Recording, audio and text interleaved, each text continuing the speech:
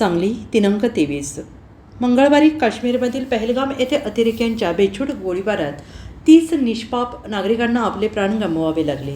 10 नागरिक जखमी झाले आहेत. पहलगाम येथे झालेल्या या भ्याड हल्ल्याचा मी तीव्र शब्दात निषेध करतो. या दुर्दैवी घटनेत जे लोक मृत्युमुखी पडले आहेत त्यांना भावपूर्ण श्रद्धांजली अर्पण करून त्यांच्या कुटुंबियांच्या आणि आप्त स्वकीयांच्या दुःखात आम्ही सहभागी आहोत. या घटनेत जे जखमी झाले त्यांच्या प्रकृतीत लवकर सुधारणा व्हावी अशी ईश्वरचरणी प्रार्थना करतो, असे प्रतिपादन पृथ्वीराज पाटील यांनी केलं आहे. काश्मीरमध्ये पहलगाम येथे दहशतवादी हल्ल्यात मृत्युमुखी पडलेल्या नागरिकांना आज सांगलीत काँग्रेस भवनासमोर 2 मिनिटं स्तब्धता पाळून श्रद्धांजली वाहण्यात आली आणि यावेळेस ते बोलत होते.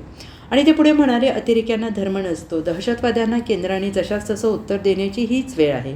भारत धर्मनिरपेक्ष देश आहे. इथे सर्व धर्मीय लोक एकमेकांना उपयोगी पडतात. मृत्युमुखी पडलेल्या कुटुंबियांना केंद्र आणि काश्मीर राज्य सरकारने भरीव मदत आणि दिलासा दिला पाहिजे. तसेच भारताच्या सीमेवर असलेल्या पर्यटन स्थळाची पुन्हा पाहणी करून त्या ठिकाणी पर्यटकांच्या सुरक्षेची व्यवस्था करावी. केंद्र शासनाने अतिरेकी कारवायांना आळा घालण्यासाठी तातडीनं पावलं उचलावीत आणि दहशतवादमुक्त भारत करावा अशी मागणी पृथ्वीराज पाटील यांनी केली आहे. अय्याज नायकवाडी यांनी म्हटलं आहे की भारतात अतिरेक्यांचा बंदोबस्त ही केंद्राची वल्गनाफोल ठरलेली आहे. निशस्त्र पर्यटकांना गोळ्या घालून ठार करणं यात कसली मर्दुमकी. या भ्याड हल्ल्याचा आणि सर्व पक्ष संघटनांनी जाहीर निषेध केला आहे. यावेळी माजी जिल्हाध्यक्ष अप्पासाहेब पाटील, अय्याजभाई नायकवाडी, अजितभाई मेस्त्री, प्राध्यापक एन.डी.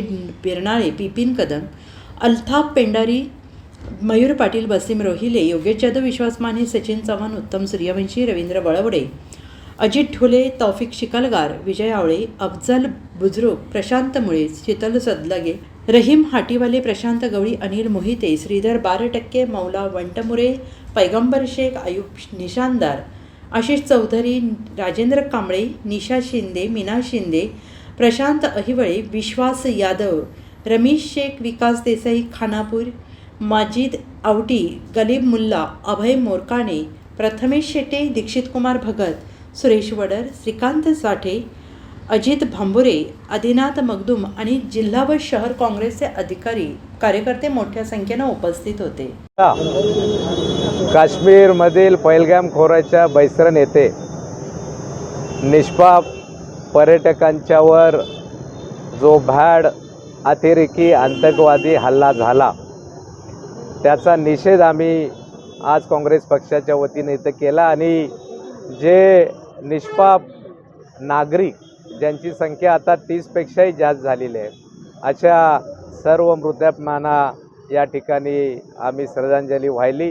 आणि खरं म्हणजे ज्या दाम्पत्याचं अनेक पर्यटक काश्मीरला स्वर्गाचा आनंद घेण्यासाठी जातात त्या स्वर्गामध्ये आपल्याला असा मृत्यू होईल अशी कल्पना त्यांना कुणालाही आलेली नसणार. परंतु ज्यांचं नुकतंच ज्या जोडप्याचं 16 एप्रिलला लग्न झालं आहे, ज्यांना आम्ही इथं श्रद्धांजली वाहिले, त्यातल्या त्यांच्या नवऱ्याला तिच्या समक्ष डोळे घालून गोळ्या घालून त्या ठिकाणी मारण्यात आलं. नव्या संसाराची स्वप्न घेऊन ती गेलेली तरुणी आज काल तिला एका आपल्या नवऱ्याच्या मृत्यूदेहाजवळ बसून दुःख करण्याची वेळ काश्मीरच्या स्वर्गाच्या ठिकाणी आली. हे अत्यंत क्लेशदायक आहे. आमचं मन त्यामुळं सुन्न झालं आहे आणि आता ह्या पुढच्या काळामध्ये अशा घटना घडू नयेत म्हणून केंद्र सरकारनं कडकच्या कडक पावले उचलावीत. ह्या दहशतवाद्यांना उडकून त्यांना जसं चून के मारलं पाहिजे, ठेचून मारलं पाहिजे अशी भावना आम्हा प्रत्येक भारतीयांची झालेली आहे. आणि एक भारतीय आम्ही खऱ्या अर्थानं धर्मनिरपेक्ष आहेत असे एक वातावरण, एक घटना जी घडली एका मुस्लिम ड्रायव्हरनी हिंदू नाशिकमधल्या एका आपल्या हिंदू कुटुंबाला घराच्यामध्ये नेलं, सुरक्षित स्थळी हलवलं आणि त्यांना दाखवून दिलं की आतंकवाद्याचा धर्म, ते मारलेल्यांचा धर्म हा आतंकवादी असतोय. हेही एक परोपकार करून एक आपल्या एक चांगल्या भारतीय धर्मनिरपेक्ष उदाहरण आपल्यासमोर आहे. आणि ह्या पुढच्या काळामध्ये केंद्र सरकारनं सगळ्या सीमा त्या ठिकाणी कडक कराव्यात. जिथं जिथं पर्यटक असतील त्यांना सुरक्षा त्या ठिकाणी पुरवावी आणि मृतात्म्यांना न्याय मिळवून द्यावा.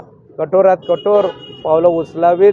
एक भारतीय म्हणून आम्ही आणि सर्व पक्ष, आम्ही काँग्रेस पक्ष निश्चितपणानं केंद्र सरकारच्या या हल्ल्याच्या दृष्टिकोनातनं, सुरक्षितता देण्याच्या दृष्टिकोनातनं आम्ही त्यांच्या पाठीशी आहोत, हेही आम्ही या निमित्तानं सांगतो.